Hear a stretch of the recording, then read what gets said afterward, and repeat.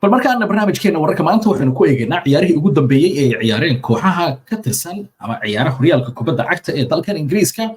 oo saacadihii ugu dambeeyey soo gabagabooba isla markaana saameyn ballaaran ku yeelanaya tartanka kala horreynta dhibcaha oo sanadkan u muudad in la isku dhagan yahay oo aan meel loo kala socon. Saddex ciyaar ayaa dhacday waxayna dhex martay kooxaha kala ah kooxda kubadda cagta ee Manchester City oo iyagu ah championskii sanadkii hore ku guuleystay in muddana ku guuleysanayay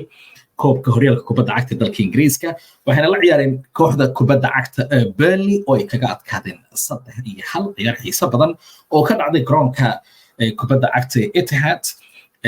garoonkaas oo ah garoonka ay leedahay kooxda kubadda cagta Manchester City. ciyaartaas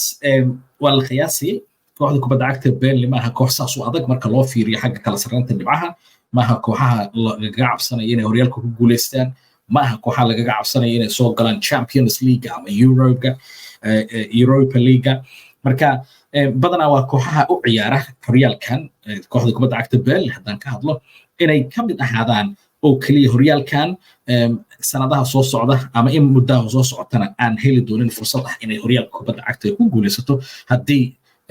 dunida isbedelada dhacayo kooxii waxaa la wareegaya dad qaniyaho lacag laho isbedel ku sameynaya haddayse taas dhicin waxayna kala sarreynta xagga dhibcaha kooxda kubadda cagta Burnley kaga jirtaa horyaalka kubadda cagta Ingiriiska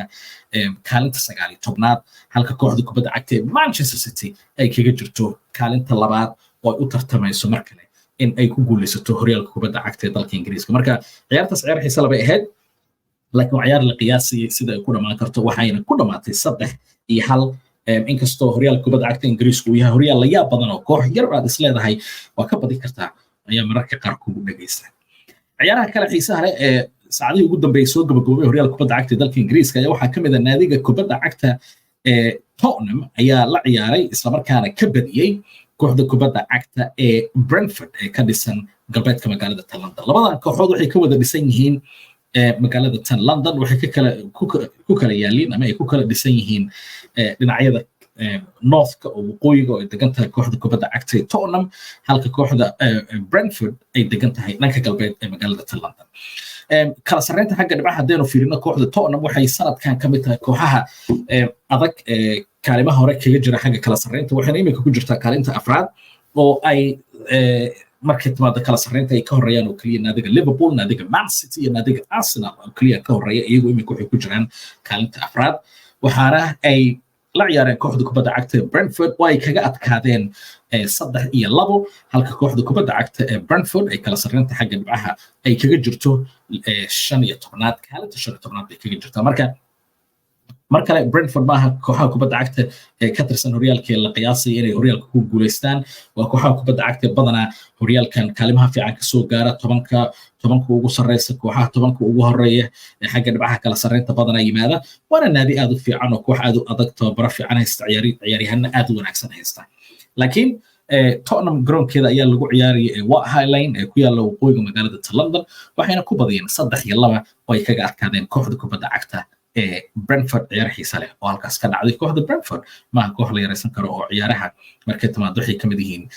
kooxaha sida wanaagsan u soo bandhiga ciyaaro qurux badan ciyaartaasna ay ahayd ciyaar qurux badan waxaa marka si gaara saacadii ugu dambeeyey ciyaarahaynu daawanay ee horyaalka kubadda cagta dalka Ingiriiskan aynu aad isha ugu haynay kulankii dhex maray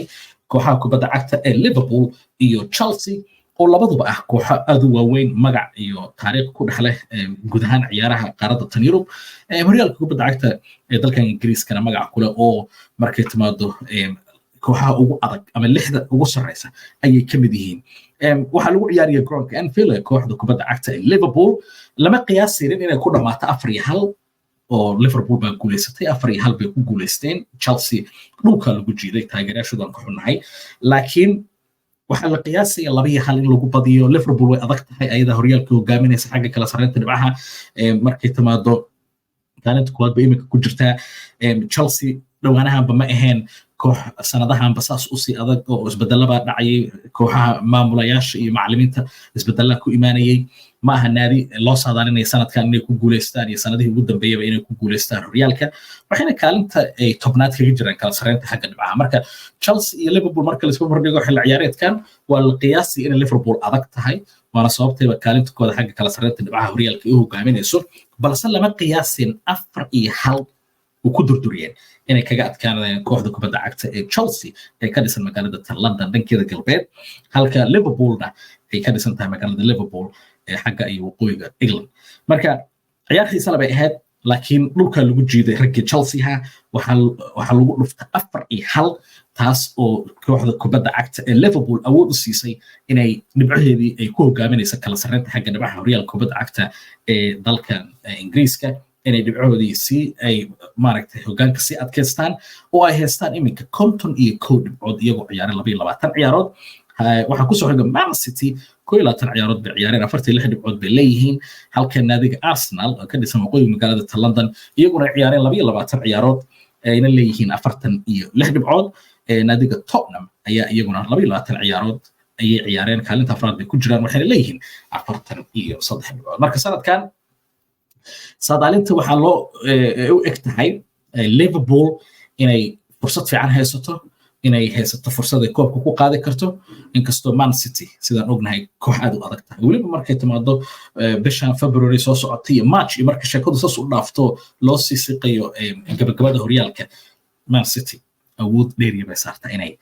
kooxaha horta baabaha ka dhigtay yararka kuwa adagna waxay dardari karto dardarto laakiin sanadkan waxa u moodaa in lagu dhageeyo Man City oo Liverpool ba waxay leedahay meesha kaba maqni naadiga kubadda cagta Arsenal iyagu waa dadaaleen sanadkii hore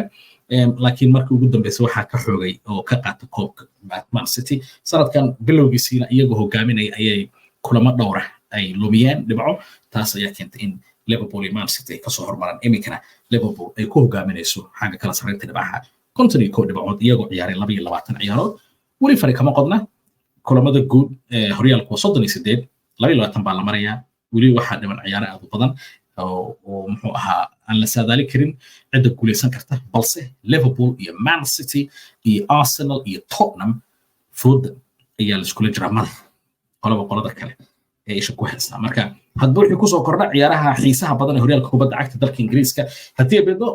sida caadada barnaamijkeena wararka maanta inuu kusoo qaadanayna natiijooyinka si ula wadaagno daawadaashana baragii geeska Afrika iyo dunida meel kala gedisan jooga ee barnaamijyadeena ku xiran si ay ula socdaan natiijooyinka iyagoo goobahooda shaqada iyo meel walba ay markaa ay joogaan iyo guryahooda si ula socdaan haddaba sidaan ugula socotid fariimaha iyo fikradahana fadlan qaybta shaashada barnaamijka ayaad nagala xiriiri kartaa waxaanu bogo ku leenahay dhammaan qaybaha kala gedisan ee baraha bulshada ama ha noqoto Twitterkii Facebookii YouTubekii TikTokii Snapchat meel kasta oo daawadaasheena ee naga daawan karaan fariimaha iyo fikradaha fadlan ku qora Global Somali TV barnaamijyadeena maalinlahan aad kala socon kartaan waxaana warbixintan la socodsiinay inuu soo koobiyay aniga Maxamed Saciid Saxaaf inta ku kulmayno barnaamijka xiga ay wararka maanta qaasatan warbixinada ku saabsan ciyaaraha oo xiiso gaar u leh daawadaasheena haddii beedmo waxaanu kaga tegaynaa sidaas iyo nabadgelyo